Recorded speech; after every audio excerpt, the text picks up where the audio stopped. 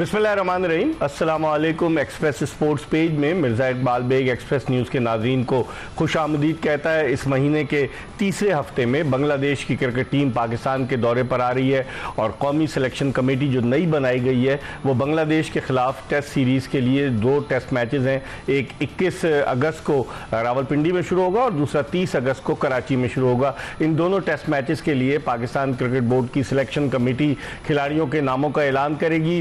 Team के head coach Jason Gillespie, उनकी आमद मुतवक्के 6 अगस्त को और फिर उसके अलावा अगर देखा जाए तो पाकिस्तानी टीम का ऐलान भी आइंदा 1-2 दिन में यानी 8-9 अगस्त तक मुतवक्के। दूसरी तरफ जो एक बड़ा अहम फैसला हुआ है पाकिस्तान क्रिकेट बोर्ड की जानिब से और वो फैसला है कि वकार यूनुस को तमाम तर जिम्मेदारियां क्रिकेटिंग उमूर की सौंप दी गई हैं और अगर देखा जाए तो सिर्फ मोहसिन नकवी साहब वो इंतज़ामी उमूर देखेंगे और वकार यूनुस सारे मामलात जो हैं वो पीसीबी के देखेंगे। बाद लोग इस फैसले को तारीफ़ कर रहे हैं, बाद लोग इस फैसले को पाकिस्तान क्रिकेट के लिए नुकसानदेह साबित करने की कोशिश कर रहे हैं। बहुत सारी चीज़ें हैं जिन पर हम डिस्कस करेंगे और हमारे साथ स्टूडियोज़ में मौजूद हैं पाकिस्तान के former chief selector, former test cricketer Iqbal Qasim, जो हमारे शो में जब भी हम इन्हें जहमत देते हैं तशरीफ़ लाते हैं और अपनी राय का इजहार करते हैं। इकबाल कासिम साहब से हम बात करेंगे और उसके अलावा कुछ 1-2 स्पोर्ट्स जर्नलिस्ट को भी ऑनलाइन लेंगे, उनकी राय भी इस हवाले से मालूम करेंगे क्योंकि नकवी साहब अब एशियन क्रिकेट काउंसिल के इस साल के आखिर में सदर भी बन जाएंगे। तो बहुत सारी चीज़ें जिन पर गुफ्तगू होगी, लेकिन इससे पहले कि हम इकबाल कासिम से गुफ्तगू के सिलसिले का आगाज़ करें और गुफ्तगू के सिलसिले का आगाज़ करते हैं इकबाल कासिम साहब से। इकबाल भाई, सबसे पहले ये बताइए, आप भी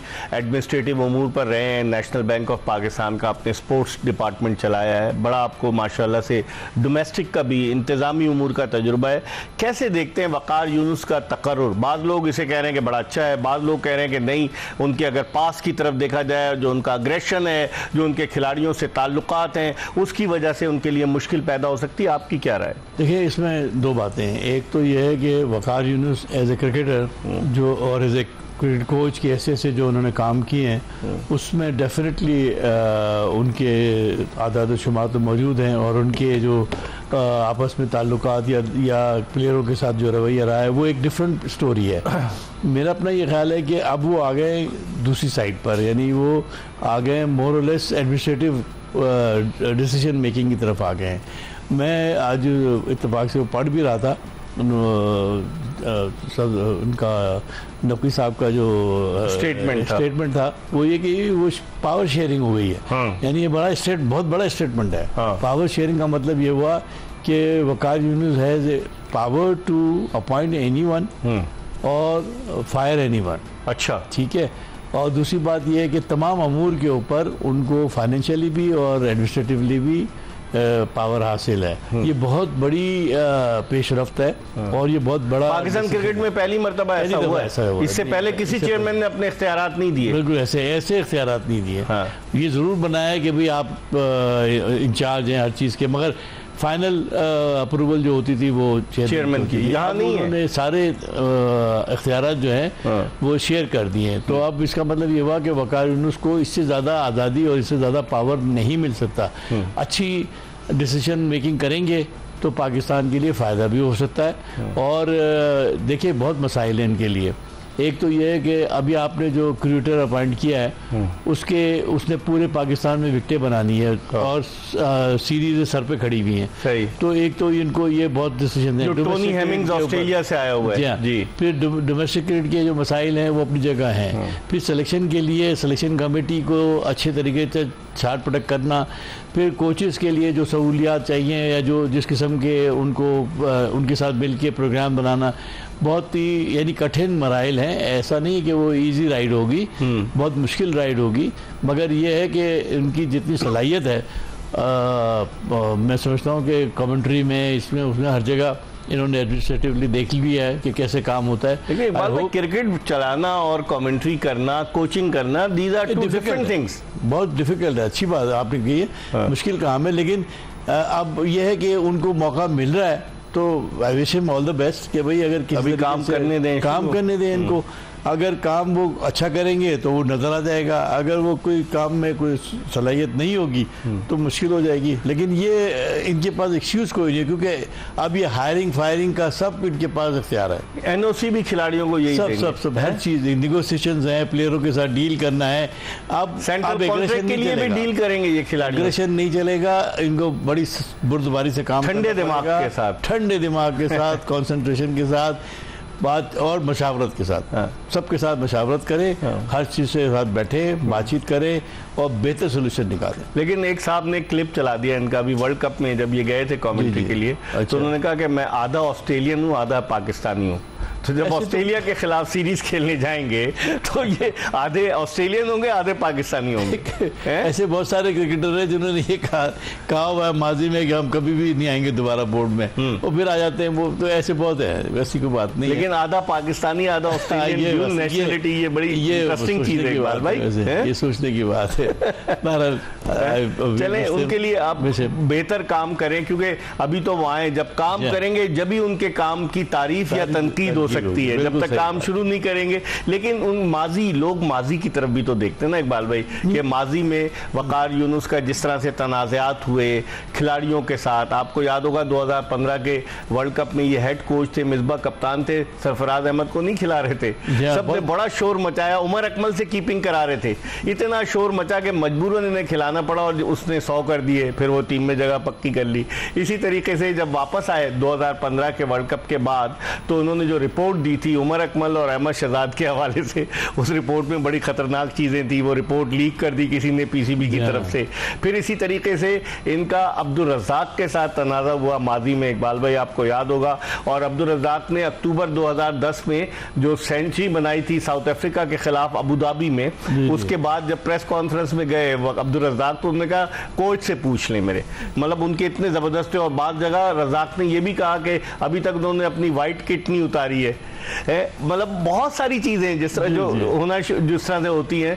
तो मैं आपके तवज्जो से ये कि पैगाम दे सकता हूँ वकार यूनुस को कि आप रिकन्सिलिएशन की पॉलिसी अडॉप्ट करें, जितने आपके कुलीग्स और जितने साथ काम करने वाले लोग हैं उनके साथ हम्बल और पेशेंस से काम लें, और जो अपनी एग्रेशन और ये माजी की जो तल्ख यादें उसको दूर करें, पहल करें और सबको बुला के बैठाएं और अपने साथ बैठ के काम करें। आपको शायद ये भी याद हो, एक तो 2Ws की क्या कुव्वत हुआ करती थी, वसीम वकार 1993 में कप्तानी का मामला चल निकला, मुझे तो सब याद है इकबाल में, मुझे याद है आपके पास तो वो भी चल पड़ा कि भाई मतलब वसीम नाराज हो गए कि ये कप्तान खुद बनना चाहते। तो बहुत सारी चीजें इकबाल भाई जिस तरीके से पाकिस्तान क्रिकेट में चल रहा है। फिर 2003 का वर्ल्ड कप सबको याद है, वकार कप्तान थे और टीम की क्या परफॉर्मेंस रही, और फिर लोग कहने लगे तो सुपर 6 के लिए भी नहीं गई, कई लोग रिटायर हो गए उसके बाद। तो अब वो सारी माजी की चीजें इन्हें भुलाकर एक नए सफर का आगाज करना होगा। आप ये कहना चाह रहे हैं? 100% एग्री करता हूँ आपसे,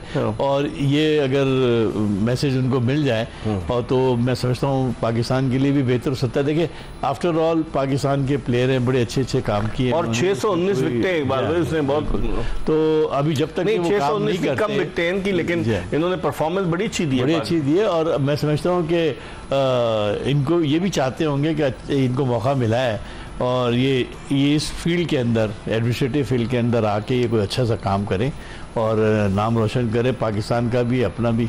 तो हम तो यही दुआ को हैं कि भाई इनकी मौजूदगी में अब हमारे पास कोई एक्सक्यूज़ नहीं है कि यार ये स्पोर्ट्स के अंदर जो है या बोर्ड के अंदर क्रिकेटर्स जो है फैसले नहीं करते हैं। अब तो इनके पास आ गया अख्तियार, अब इनको चाहिए कि वो अच्छे फैसले करें ताकि लोगों को ये साबित हो जाए कि ये क्रिकेटर जो है वो चला सकते हैं, ऐसी बात नहीं है। इकबाल कासिम कह रहे हैं कि वकार यूनुस को अब जो ओहदा मिला है तो उस ओहदे का तकाजा है कि वो सबको साथ लेकर चलें। एक ब्रेक की तरफ बढ़े एक्सप्रेस स्पोर्ट्स पेज में, और ब्रेक के बाद जब वापस आएंगे तो इकबाल कासिम से मजीद बात करेंगे, हमारा इंतजार कीजिए।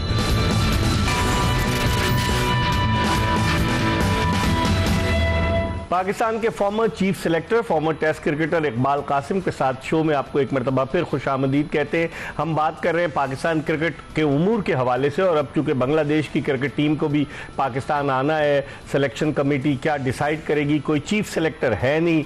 मोहम्मद यूसुफ और असद शफीक सेलेक्टर हैं, उनके अलावा जेसन गिलेस्पी जो रेड बॉल टीम के कोच हैं वो सेलेक्टर होंगे। और क्या होगा, बहुत सारी चीज़ें, कई एक्स ऑफिशो। इकबाल भाई, आप भी चीफ सेलेक्टर हैं, आप क्या समझते हैं एक्स ऑफिशो मेंबर्स रख देना? ओके, वो बेशक उनका वोट ना हो, लेकिन उनकी मौजूदगी जब आपने सिलेक्शन कमेटी बना दी तो आप नहीं समझते कि आप उस पर एतमाद करें, सिलेक्शन कमेटी को अथॉरिटी दें कि भाई आप डिसाइड करें? सर, क्रिकेट की सिलेक्शन कमेटी है, क्रिकेटर को ही आपने बनाया है, उनको ही जो मेंबर्स हैं उनको काम करने दें, वो काम कर लें। उनको आप क्वेश्चन कैसे करेगा एक्स ऑफिशियल? यार बताइए, आप क्या करेंगे? खुद उस्मान वाला करेगा क्वेश्चन, बिलाल अफजल करेंगे, हसन चीमा करेंगे? ये गलत बात है, जो गलत है वो गलत है। आप ट्रस्ट करें ना एनालिस्ट को, बहुत अगर मुझे जरूरत है तो उससे डाटा ले, कोऑपरेट मेंबर बना दूं उसको, उसका राइट नहीं होगा, बेटर है। मैं जब मुझे जरूरत होगी तो पूछ लूंगा उससे। ठीक है ना, यहाँ तक तो ठीक है। मगर इससे आगे जो है कि बाकायदा मेंबर बना, देखिए आप समझ, एक्स ऑफिशियो मेंबर। मेरी एक गुजारिश सुन लें, अब आपने जिसको भी सिलेक्टर बना दिया है वो जिंदगी में हर वक्त लिखेगा पाकिस्तान का सिलेक्टर, मैं member of the selection committee था। लेकिन एक्स ऑफिशियो और उसके मेंबर में फर्क है। वो उसका कोई कंट्रीब्यूशन नहीं क्रिकेट दुनिया में। तो ये तो बहुत बड़ी अनफेयरनेस है उन लोगों पे जो जिंदगी भर खेलते रहे और वो आपके एक मेंबर भी नहीं बने। अगर आपको सिलेक्शन कमेटी के बाहर से कोई भी आदमी जो है वो उसका मिजाज नहीं है वो किसी तरीके से कि क्रिकेटर के अलावा कि भाई आप उसको बिठा दें, भले फर्स्ट क्लास क्रिकेटर हो। मगर जब आपके पास 250 से ज्यादा टेस्ट क्रिकेटर्स हैं, कुछ इंतकाल कर गए हैं, कुछ हयात हैं, आपके पास आप अपनी पसंद की बना ले, जिसे बनाना है बना ले। बहुत सारे क्रिकेटर, असद शफीक को भी तो लाए ना अभी, खेल रहा था वो, खेलता हुआ खेलते हुए उठा के लिया। वहाब रियाज को भी बनाया ना, खेलते हुए अभी 1 साल नहीं हुआ, आपने बना, ऐसे बना ले, किसी को भी बना सकते हैं, है ना, कोई इशू नहीं है। क्या प्रॉब्लम है? लेकिन अब इकबाल भाई, बात तो हल्के ये भी कह रहे हैं, शाहिद आफरीदी ने कराची में मीडिया से बात की, इससे पहले वो नहीं बोले। 6 फरवरी को आए हैं मोहसिन नकवी साहब, चेयरमैन पीसीबी, इससे पहले शाहिद आफरीदी ने कुछ नहीं कहा, लेकिन वो तो खुलकर वो बोलने लग गए कि जनाब क्रिकेट का नहीं पता है और 2 में से कोई एक ओहदा ले लें। तो आप क्या समझते हैं, कहीं इसके ताने बाने वहाँ तो नहीं जाकर मिलते कि शाहीन शाह आफरीदी के हवाले से पीसीबी के ज़राए से, पीसीबी ने खुद तो नहीं दी, ये खबरें आई कि जनाब उन पर पाबंदी लगा दी जाएगी क्योंकि वो इनडिसिप्लिन थे, उन्होंने अपना ग्रुप बना लिया था। तो आप समझते हैं शाहिद आफरीदी भी पाकिस्तान के फॉर्मर कैप्टन रहे हैं और 2000 जिसे कहते हैं कि 4 से लेकर वो 2006 से लेकर 2016 तक 20 साल क्रिकेट खेले, तो आप नहीं समझते कि इस तरह से हो सकता है? देखिए, 1996 से का केस डिफरेंट है। वो एक खुद स्टार है, वो ना किसी की सिफारिश पे खेला है, ना किसी की सिफारिश पे गया है, ना ही उसको शायद आफरीदी की ज़रूरत थी, ना कुछ बात। उसका अपना एक मुकाम है और उसने साबित किया है ग्राउंड के अंदर पाकिस्तान के लिए बड़ी ज़बरदस्त। 2009 का T20 वर्ल्ड कप जीते। असल उसका इशू तो आपने क्रिएट किया ना, पीसीबी ने क्रिएट किया, कप्तान बनाया, हटा दिया, फिर उसको दूसरे को बना दिया, तो वो इशू उसका अलहदा है। और उसको जो मैनेजर की रिपोर्ट या उसके ऊपर जब आप वहाँ थे तो वहाँ तो एक्शन नहीं लिया आपने, आप उसको बिठा देते, आप उसकी रिपोर्टिंग कर देते उसी वक्त। मैनेजर को चाहिए था वापस भेजता। वो यावर सही साहब, आपको सॉरी बात काट रहा हूँ, यावर सही साहब, अब्दुल कादिर साहब ऑस्ट्रेलिया के टूर पे थे और ज़हीर अब्बास से उसकी कोई थोड़ी सी वो हो गई तो उन्होंने उसको ड्रॉप कर दिया और वहाँ से उसको पाकिस्तान वापस भेज दिया। अच्छा, इतने सख्त मैनेजर भी थे? हाँ। तो यहाँ तो अलमिया ये कि एक ऐसा आदमी मैनेजर बन गया जो अब से 2-3 साल पहले तक उन्हीं लड़कों के साथ खेलता था, तो एक फर्क भी तो होना चाहिए। आप समझ, जैसे नवीद अकरम चीमा थे, लड़के उनकी रिस्पेक्ट करते थे, यावर सईद मरूम थे, बेशुमार मैनेजर हैं इकबाल भाई कि जिनकी लोग रिस्पेक्ट करते थे। आपकी बात बिल्कुल हसीब एहसन मरूम थे। बड़े लोगों को होना चाहिए, है ना, मोतबर लोगों को होना चाहिए जिनकी सब इज्जत करते हो, क्योंकि ये कोई क्रिकेट वाला ओहदा तो है नहीं, ये तो एडमिनिस्ट्रेटिव वाला है। बाहर आपने लंचन के ऊपर आपने काउंटी के चेयरमैन से मिलना है, लोकल एसोसिएशन के लोगों से मिलना है, अखबार वालों से मिलना है। आपने होटल के अंदर भी जब आपकी मैनेजमेंट से बात होनी है तो एक मोतबर आदमी होता है जो हर चीज के बारे में मालूम। माजी में ऐसे ही हुआ है। इस वक्त टेलीफोन लाइन पर हमें ज्वाइन किया है स्पोर्ट्स जर्नलिस्ट, स्पोर्ट्स एंकर हाफिज मोहम्मद इमरान ने लाहौर से। इनसे बात करते हैं। अस्सलाम वालेकुम इमरान। साहब। वालेकुम सलाम। अच्छा, मेरे साथ इकबाल कासिम बैठे हैं और अजीब इत्तेफाक है कि जब इकबाल कासिम होते हैं जब ही हम आपको टेलीफोन लाइन पे लेते हैं। अच्छा, बहुत शुक्रिया। अस्सलाम वालेकुम इकबाल भाई, आपको वालेकुम सलाम। अच्छा, मैं ये पूछना चाह रहा हूँ इमरान के लोग मिले जुले अंदाज से वकार यूनुस का तकर्रुर देख रहे हैं। मैं इकबाल भाई से बात कर रहा था कि अभी तो उन्होंने कुछ किया नहीं है, इसलिए ना तो तनकीद जायज़ है ना उनकी तारीफ जायज़ है। जब वो कुछ करेंगे तो पता चलेगा। लेकिन उनके माजी को देखते हुए मैंने इकबाल भाई को बताया तो इकबाल कासिम साहब ये कह रहे हैं कि अब उन्हें अपने आप को तब्दील करना पड़ेगा और ठंडे मिजाज के साथ क्रिकेट के मामलात चलाने होंगे। इसे आप किस निगाह से देखते हैं? देखिए, बात यह है कि सबसे पहली बात तो उनके लिए नेक ख्वाहिशात, क्योंकि पाकिस्तान क्रिकेट को इस वक्त बड़ी संजीदा किस्म की, संजीदा नौयत के इक़दाम की ज़रूरत है और समझदारी के साथ इक़दाम की ज़रूरत है। और पाकिस्तान के ये जिनको सब कुछ पाकिस्तान ने दिया है, सवाल ये पैदा होता है कि ये कब इंतजामी हैसियत पे आकर कुछ पाकिस्तान को वापस करेंगे। देखें, जो क्रिकेट इन्होंने खेली उसके बदले में इनको बहुत नाम, शोहरत, इज्जत, दौलत, आसाइशें मिली इनकी जिंदगी में, वो तो इनको आ गई। लेकिन कंट्रीब्यूशन इनकी तरफ से क्या आएगी? मतलब इनको ये किसी की वजह से या किसी से इंस्पायर होकर क्रिकेट में आए और फिर क्रिकेट ने, इस मुल्क के नाम ने इनको सब कुछ दे दिया। अब क्या ये आगे एक नस्ल छोड़कर जा रहे हैं जो इनको देखकर इन जैसा बनने की कोशिश करेगी, या उनके लिए ये रास्ते पैदा कर रहे हैं कि कोई आने वाले दिनों में दोबारा बनना चाहेगा वकार यूनुस, कोई दोबारा बनना चाहेगा वसीम अकरम, कोई सईद अनवर, कोई सलीम मलिक, कोई इंजमाम, कोई जावेद, कोई जहीर, कोई हनीफ, कोई इम्तियाज, कोई खान मोहम्मद, कोई फजल महमूद। तो इन्होंने रास्ते पैदा करने हैं ना। इनकी बुनियादी जिम्मेदारी यह है कि इन्होंने पाकिस्तान की नौजवान नस्ल को एक रास्ता देना है, सहूलियात फराहम करनी है, उनके लिए मौके फराहम करने हैं। नहीं, लेकिन फास्ट बॉलर्स को नहीं इन्होंने ट्रेन करना। हालांकि बॉलिंग कोच तो है, जेसन गिलेस्पी तो खुद जो है वो बॉलर रहे हैं, लेकिन क्या फास्ट बॉलर वकार यूनुस को पाकिस्तान ने नाम दिया और फिर वकार यूनुस की जिम्मेदारी बनती है कि वो पाकिस्तान को फास्ट बॉलर्स दें? देखिए, सबसे पहली जिम्मेदारी तो ये बनती है, लेकिन अगर इससे बड़ी तस्वीर में चले जाते हैं, पाकिस्तान की क्रिकेट को वापस करना है कुछ या नहीं करना है, तो ये जो जिम्मेदारी इनको मिल रही है ये पाकिस्तान की क्रिकेट को कुछ वापस करने के लिए है। और अगर वो 2-3 जो उनके तजर्बात हैं, जो गलतियां उन्होंने मालूम की हैं, अगर वो उसको दोहराएंगे इस इंतजामी पर कि क्रिकेट आगे कौन कर रहा है, इन लोगों ने वापस अपने मुल्क को क्या करना है, ये इनकी जिम्मेदारी है। ये वसीम अकरम है, ये वकार यूनुस है, ये शोएब अख्तर हैं, और क्या पाकिस्तान क्रिकेट बोर्ड उनको वो इख्तियारात देगा? आज ये खबर, अभी जब हम बात कर रहे हैं तो ये खबर क्रिकेट के हलकों में और मीडिया में जेरे बहस है कि कप्तान बनाने का इख्तियार तो जो वो तो चेयरमैन के पास रहेगा।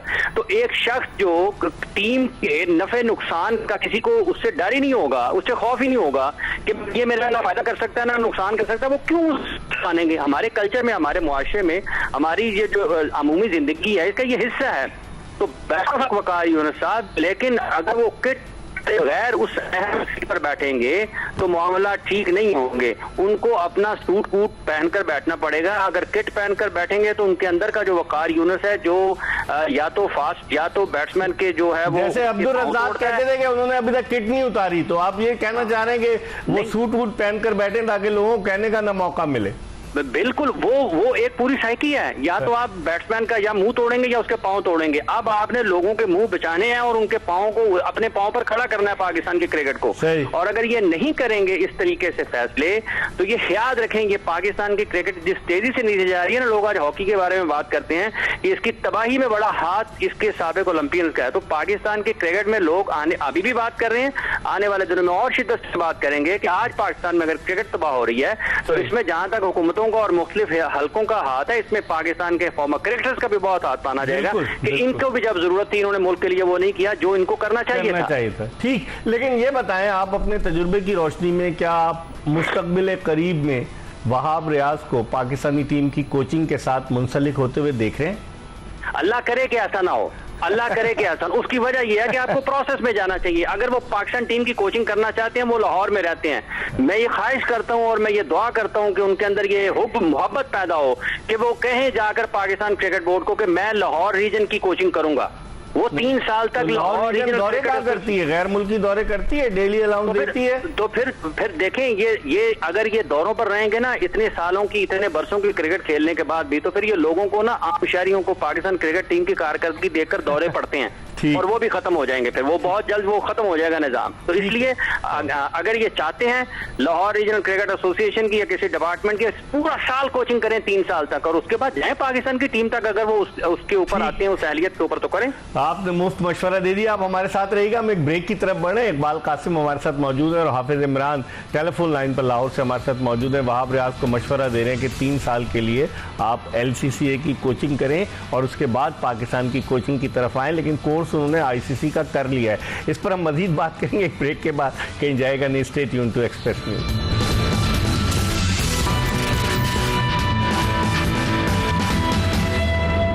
पाकिस्तान के former chief selector, former test cricketer Iqbal Qasim के साथ शो में एक मरतबा फिर आपको खुशामदीद कहते हैं। ब्रेक पर जाने से कबल हमने बात की हाफिज मोहम्मद इमरान से, जो कि स्पोर्ट्स एंकर हैं, स्पोर्ट्स जर्नलिस्ट हैं, और उनसे उनकी राय हमने जानी कि क्या होना चाहिए, और वो मशवरा दे रहे थे कि वहाब रियाज को 3 साल तक LCCA यानी लाहौर क्रिकेट की कोचिंग करनी चाहिए, क्योंकि लाहौर से वो खेलें। लाहौर में उन्होंने अपनी पूरी क्रिकेट खेली है। अब देखते हैं कि उनके मशवरे पर किस तरीके से अमल दरामद होता है। लेकिन हम बात करते हैं इकबाल कासिम साहब से बांग्लादेश के खिलाफ टेस्ट सीरीज के हवाले से। इकबाल भाई, आप क्या समझते हैं, बांग्लादेश के खिलाफ टेस्ट सीरीज के लिए खबरें आ रही हैं नुमान अली को ड्रॉप कर देंगे। नुमान अली ऑस्ट्रेलिया के दौरे पे थे, वहाँ अनफिट हो गए। फिर साजिद खान गए ऑफ स्पिनर, वो भी इतने इफेक्टिव नहीं रहे। अबरार अहमद क्या खेलेंगे उनकी पाकिस्तानी सरजमीन पर, जब बेन स्टोक्स की कप्तानी में इंग्लिश टीम आई या न्यूजीलैंड, उनकी परफॉर्मेंस बड़ी अच्छी थी। आपकी क्या राय है as a former chief selector, आप क्या समझते हैं अगर डिसिप्लिनरी एक्शन लेते हैं, ये सुनने में आ रहा है, अभी तक उसकी कोई तस्दीक नहीं हुई कि शाहीन शाह अफरीदी के खिलाफ डिसिप्लिनरी एक्शन लेंगे, तो बाकी क्या 14 ने कुछ नहीं किया था फिर? नहीं, मेरा नहीं ख्याल है कि ये रूमर्स हो, अल्लाह करे, ये पाकिस्तान के प्लेयर हैं बहुत और कम अरसे में उसने मेहनत करके जगह अपनी बनाई है, बड़ी उनकी खिदमत है। और मेरा ख्याल है कि अगर कोई ऐसा वाक़या हुआ था, हाँ, तो उन्होंने मेरी इतलात के मुताबिक उन्होंने माफ़ी दी थी, हाँ, और उसके बाद वो खेलने भी लगे, हाँ, थे। मैनेजर ने कोई रिपोर्ट नहीं की है और ना ही कोई ऐसा एक्शन कैप्टन, वो जो आप एग्जांपल दे रहे थे, जी बिल्कुल, पिछली यावर सईद साहब वाली, हाँ, वो किसी किस्म की कोई क्योंकि कादिर साहब ने तो अपोलोजाइज किया ही नहीं था ना, हाँ, तो वो एक्शन लेना पड़ा उनको। लीडर तो माजरत कर ली, उन्होंने बातचीत कर ली थी, सुलह सफाई हो गई थी, गले वाले मिल गए थे। और यूसुफ ने भी, मेरे ख्याल है यूसुफ को सामने आना चाहिए और कहना चाहिए कि अजी कोई मामला वहीं दफ़ा हो गए थे, अब इसकी कोई इशू की ज़रूरत नहीं है।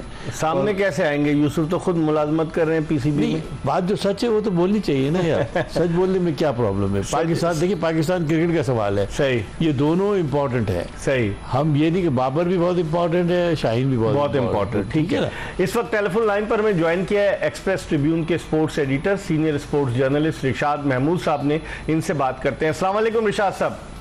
जी वालेकुम सलाम। जी मिर्जा, कैसे हैं? खैरियत? मैं बिल्कुल ठीक हूँ रिशाद साहब। मैं इकबाल कासिम मेरे साथ बैठे हुए हैं और मैं बात कर रहा हूँ कि पाकिस्तानी टीम का ऐलान होना है बांग्लादेश के खिलाफ सीरीज के लिए। आप अपने तजुर्बे की रोशनी में क्या देखते हैं? क्या जिस तरह की इत्तलात आ रही हैं, क्या शाहीन शाह अफरीदी के खिलाफ कोई एक्शन लिया जाएगा या आप समझते हैं कि ये सिर्फ अफवाहें हैं? जी ये मैं समझता हूँ जो मेरी रीडिंग है गेम की, मुझे लग रहा है कि अफवाहें इसमें ज्यादा हैं, लेकिन हो सकता है कि किसी वार्निंग के साथ उनको इंडक्ट किया जाए। ये हो सकता है कि कोई वार्निंग उनको दी गई हो कि अब अगर यानी कोई डिसिप्लिनरी केस आया या ऐसा कोई मसला हुआ तो फिर उसमें साइडलाइन कर देंगे।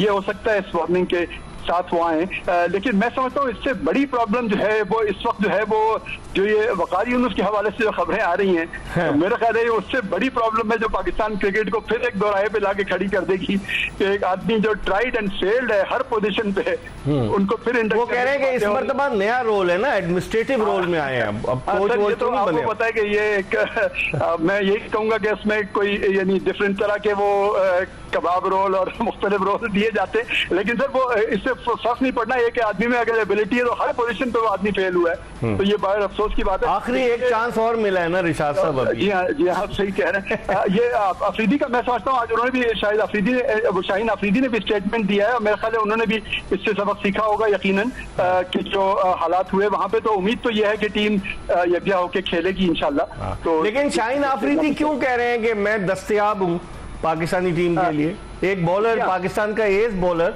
कि जो पाकिस्तान का नंबर 1 बॉलर हो गया, उसको ये क्यों जरूरत पेश आ रही है कि मैं दस्तयाब हूँ? हाँ, ये आप बिल्कुल ठीक कह रहे हैं। और ये मेरा ख्याल है वही जो एक जो खबरें रही पिछले दिनों मीडिया में, तो उसके पेश नजर मेरा ख्याल है उनको भी शायद ये एहसास हो रहा था कि कहीं कोई ऐसा एक्शन बोर्ड ना ले ले या उनको साइडलाइन ना कर दे, या किसी इस बहाने से कोई पेनलाइज ना कर दे कि बाहर वो अगर लीग खेलने जाना चाह रहे हैं या 100 खेलने जाना चाह रहे हैं, उसको ज्यादा प्रायोरिटी दे रहे हैं। तो उस चीज को बिल्कुल मेरे ख्याल में कट डाउन करने के लिए और एक अपना बेहतर वहां पे इमेज रखने के लिए उन्होंने खास तौर पे बयान दिया है। लेकिन इस मरतबा तो रिशाद साहब, पाकिस्तान क्रिकेट बोर्ड ने अपने 4 सफ़े अव्वल के क्रिकेटर्स को एनओसी नहीं दिया। नसीम शाह का तकरीबन 4.25 करोड़ रुपए का जो था कॉन्ट्रैक्ट था D100 का, वो नहीं खेल रहे। फिर इधर जो ग्लोबल T20 कनाडा की जिसमें बाबर आजम, शाहीन शाह अफरीदी, रिजवान को जाना था, वो नहीं गए। तो इसका मतलब ये हुआ कि अगर इन चारों को बोर्ड ने जाने नहीं दिया है तो ये फिर चारों वो रेस्ट इसलिए करा रहे हैं कि ये फिर बांग्लादेश के खिलाफ सीरीज के लिए टीम का हिस्सा होंगे। क्या आप क्या समझते हैं इस तरह से? जी हाँ, ये बिल्कुल आप सही कह रहे हैं। यानी इससे तो मैसेज यही मिलता है कि वो इनकी इंश्योर करना चाह रहे हैं कि ये तो जरूर अवेलेबल हो टीम के लिए और उस सीरीज के लिए। ये जरूर है कि जो पिछली दफा आपने भी बिल्कुल सही बात कही थी कि ये बोर्ड की एक दोगली पॉलिसी है कि बोर्ड इन लोगों को वहां पे जब ऑक्शन होता है प्लेयर का, जब नहीं जाने देना चाहिए, सही, उस वक्त ही नहीं जाने देना चाहिए, बजाय इसके कि बाद में कोई दोनों तरफ से बात खराब हो। तो मैं समझता हूँ कि ये वंस अगेन एक बहुत ही एक बुरा एक पॉलिसी होती है बोर्ड की। तो बहरहाल मैं ये देख रहा हूँ कि बहरहाल में काफी जो T20 वर्ल्ड कप का जो डिबैकल है उसके बाद जो हालात हुए हैं, सर्जरी की बातें हो रही है, मेरे ख्याल में काफी प्लेयर जो हैं वो जरा मोहतात भी होंगे और वो अपना परफॉर्मेंस भी बेहतर दिखाना चाहेंगे। हाँ, तो सर्जरी को आप कैसे देखते हैं? लोग कहते हैं कि सर्जरी तो यही हुई है कि सर्जन वकार यूनुस आ गए हैं, ये सर्जरी करेंगे। जी हाँ, वही मैं कह रहा हूँ। बिल्कुल, सर्जरी तो यकीनन बराए नाम है और ये आपको खुद पता है कि कितने ऐसे मौके पाकिस्तान की तारीख में आ चुके हैं। अगर आपको याद हो कि शरियार खान ने वो कितना 5-6 खिलाड़ियों पे एक जमाने में बैन लगाने की बात की थी, तो वो उसके बाद फिर वापस आ गए। तो ये बात है कि कभी भी एजाज भट्ट ने यूनुस खान पे पाबंदी लगा दी थी ऑस्ट्रेलिया के टूर पे जब यूसुफ कप्तान थे। यूनुस कप्तान थे, बिल्कुल उस जमाने में। और उससे जाहिर है उससे पहले जो भी और मामला रहे, जैसे कईयूब इंक्वायरी में कई लोगों के नाम आए लेकिन फिर वो टीम में आ गए। तो इस तरह की चीजें होती रही हैं। तो मैं समझता हूँ कि सर्जरी एक बिल्कुल एक जिसे कहते हैं आई वॉश है। चले, बहुत बहुत शुक्रिया रिशाद महमूद साहब, एक्सप्रेस ट्रिब्यून के sports editor, senior sports journalist हमारे साथ मौजूद थे। हम प्रोग्राम के आखिरी ब्रेक की तरफ बढ़ रहे हैं। इकबाल कासिम हमारे साथ मौजूद हैं। जब ब्रेक के बाद वापस आएंगे तो इकबाल कासिम से मजीद बात करेंगे। प्रोग्राम के आखिरी ब्रेक के बाद एक मरतबा फिर पाकिस्तान के साबिक टेस्ट क्रिकेटर, साबिक चीफ सेलेक्टर, जो कई मरतबा सेलेक्टर भी रहे, इकबाल कासिम के साथ आपको शो में खुश आमदीद कहते हैं। और ब्रेक पर जाने से कबल हम बात कर रहे थे एक्सप्रेस ट्रिब्यून के स्पोर्ट्स एडिटर रिशाद महमूद साहब से, जो अपनी राय का इजहार कर रहे थे। अब थोड़ी सी बात करते हैं कि पाकिस्तान क्रिकेट बोर्ड ने जो टोनी हेमिंग्स की खिदमात हासिल की हैं, जो ICC के भी हेड क्यूरेटर रहे हैं और ऑस्ट्रेलियन हैं और उन्हें बड़ा तजुर्बा है। इकबाल भाई, कैसे देखते हैं बांग्लादेश के खिलाफ सीरीज के लिए पिचेस जो है वो टोनी हेमिंग्स की जेर निगरानी तैयार हो रही है? रमीज राजा जब चेयरमैन थे, आपको याद होगा, जो ऑस्ट्रेलिया के खिलाफ रावलपिंडी में जो पिच तैयार हुई थी, रन्स के अंबार लगे थे, डबल सेंचुरियां। अब आप क्या तवक्को रखते हैं? टोनी हेमिंग्स का तजुर्बा बहुत है, इनकी आमद से पिचेस में कुछ तब्दीली रूनुमा होगी? मेरा ख्याल है कि देखिए ये डिसीजन तो ठीक है कि चले भाई बाहर का क्रिएटर है, आके वगैरह बना दे, हमारे लोगों को ट्रेन कर दे और आगे फ्यूचर में हमारे काम आए, मगर ये लॉन्गर टर्म के लिए होना चाहिए। अभी ये अगर टेस्ट मैच की सीरीज अगर वो किसी तरीके से कॉन्ट्रैक्ट किया है PCB ने उनसे, लंबा कॉन्ट्रैक्ट जी बिल्कुल, तो फिर इनको चाहिए कि वो अपने साथ साथ रखें, डोमेस्टिक की बीच पिचेस बनवाएं, डोमेस्टिक की पिचें बनवाएं, पहले टेस्ट मैच ये निपटा दें, उसके बाद फिर मेरा ख्याल है फर्स्ट क्लास क्रिकेट के ग्राउंड के ऊपर विजिट करें और हर जगह जो है वो ग्राउंड स्टाफ तैयार करके और उनको विकेट वगैरह बना के दे, तो पाकिस्तान क्रिकेट को फायदा हो सकता है। ये अच्छा स्टेप है, मैं समझता हूँ कि अगर इस पर अमल पैरा हुए। लेकिन माजी में एंडी एटकिंसन भी तो आए थे इकबाल भाई, वो फिर चले जाते हैं ना। प्रॉब्लम ये है कि हमारे मुल्क में अनसर्टेनिटी कोई किसी की वजह से होती है तो ये फिर इनसिक्योर फील करते हैं, फिर चले जाते हैं।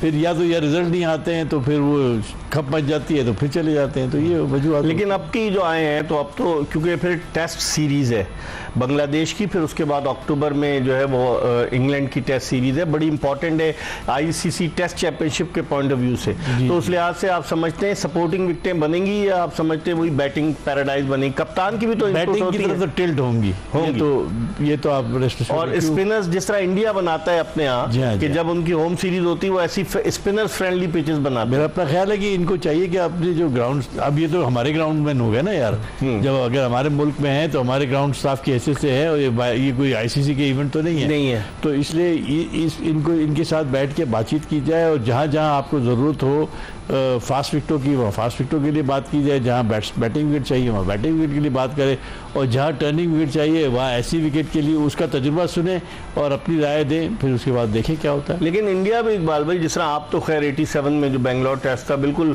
स्पिन ट्रैक था ना, जिसमें तो फास्ट बॉलर ने तो मतलब बॉलिंग ही नहीं की ना, उसमें आप ही और तौसीफ अहमद ने बॉलिंग की। तो हर मुल्क का डिस्क्रिशन नहीं होता कि भाई हमारे मुल्क में आए, मेज़बान मुल्क की मर्जी है, जैसी पिचेस वो अपनी स्ट्रेंथ को मद्देनजर रखते हुए पिचेस। नहीं, ऐसा ही होता है, हर मुल्क का उसको प्रोग्रेटिव है कि वो अपनी विकेटें बनाए, मगर बिलो द स्टैंडर्ड नहीं होने चाहिए। मतलब बिल्कुल ही आप अखाड़ा बना दें कि 2 दिन में मैच खत्म हो जाए या 3 दिन में मैच खत्म। बेंगलोर की कैसी थी विकेट? वो भी विकेट उसके बाद से तो ज्यादा शोर मचा, उस वक्त तो मैच रेफरी भी नहीं था ना। जी उस वक्त रेफरी भी नहीं था, और अंपायर भी उनके थे। जी एम्पायर भी न्यूट्रल नहीं थे, सारे उनके लोकल एम्पायर थे, इसलिए उसके बाद से जरा ज्यादा पिचेस अच्छी बननी चाहिए। और आईसीसी पॉइंट्स भी देती है, एक बार बिल्कुल सही बात है, पॉइंट्स देती कि ये अच्छी पिच थी नहीं थी। तो अब आप क्या देख रहे हैं बांग्लादेश के खिलाफ सीरीज में? आप समझते हैं पाकिस्तान के लिए कोई ज्यादा मुश्किल नहीं होनी चाहिए, या बांग्लादेश की टीम की स्ट्रेंथ को देखते हुए टेस्ट क्रिकेट पाकिस्तान को बैलेंस विकेट बनानी चाहिए, थोड़ी सी 1 या 2 दिन बैटिंग के लिए फेवर में हो और फास्ट बॉलर के लिए भी फेवर में हो, क्योंकि हमारी स्ट्रेंथ जो है वो ज़्यादा फास्ट बॉलर हैं हमारे पास। और साथ में तीसरे चौथे पांचवें दिन तो हर दुनिया की हर विकेट के अंदर थोड़ा बहुत टर्न आ जाता है, तो वो आ जाएगा ऑटोमेटिकली।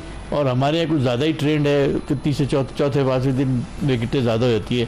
तो अब एक ट्राई करके बैलेंस विकेट बनाने की कोशिश करनी चाहिए, बजाय इससे कि या तो ग्रीन छोड़ दें तो बिल्कुल तो घास वाली, तो उसमें पता लगा अदर टीम के फास्ट बॉलर आउट करके आपके फास्ट बॉलर आउट नहीं कर रहे हैं, ऐसा भी हो जाता है, शोर मचना शुरू हो जाता है। टर्निंग में भी यही प्रॉब्लम होती है, आपका स्पिनर आउट नहीं कर रहा, दूसरा आउट कर जाते हैं। ठीक, तो बैलेंस विकेट। बहुत बहुत शुक्रिया इकबाल कासिम साहब। इकबाल कासिम हमारे साथ मौजूद थे, पाकिस्तान के साबिक चीफ सेलेक्टर, अपनी राय का इजहार कर रहे थे। और प्रोग्राम में हमने टेलीफोन लाइन पर हाफिज मोहम्मद इमरान और रिशाद महमूद को लिया। इसके साथ ही एक्सप्रेस स्पोर्ट्स पेज की ये एपिसोड अपने इख्तिताम को पहुंची। इंशाअल्लाह अगर ज़िंदगी ने वफा की तो अगले शो में फिर आपकी खिदमत में हाजिर होंगे। मिर्ज़ा इकबाल बेग और एक्सप्रेस न्यूज़ की पूरी प्रोडक्शन टीम को इजाज़त दीजिए। अल्लाह हाफिज़।